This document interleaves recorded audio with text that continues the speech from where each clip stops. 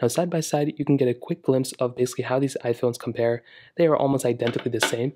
With the iPhone 12, you had a 6.1-inch Super Retina XDR OLED display, and as I mentioned before, this was a very good panel. I like this phone a lot. It had a lot going for it at that time, and I still think it's a decent panel. This was the first iPhone to bring back the flat side since like the iPhone 5S. I guess the SE too, and you have the notch up top, but you still have it on the iPhone 14.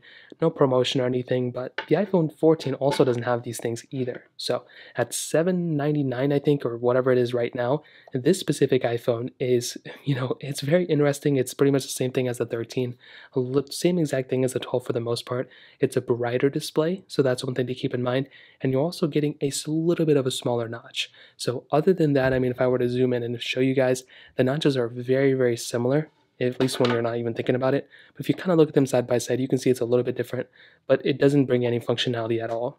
Now, in terms of thickness and thickness, identically the same thing.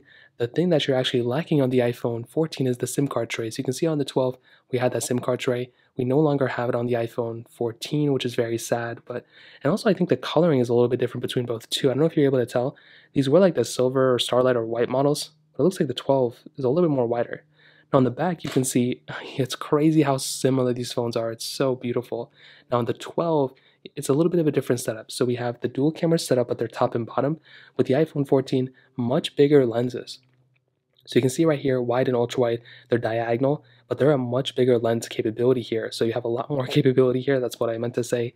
You have MagSafe capability right here, wireless charging on both, IP certification, lightning ports at the bottom, and that kind of covers it really. That's not like a crazy amount of other differences between both.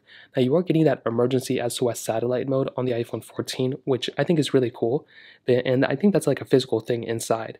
I also think that the iPhone 14 is a little bit heavier. I'm not 100% too sure, so don't quote me on that. But they are very similar in terms of the build and everything.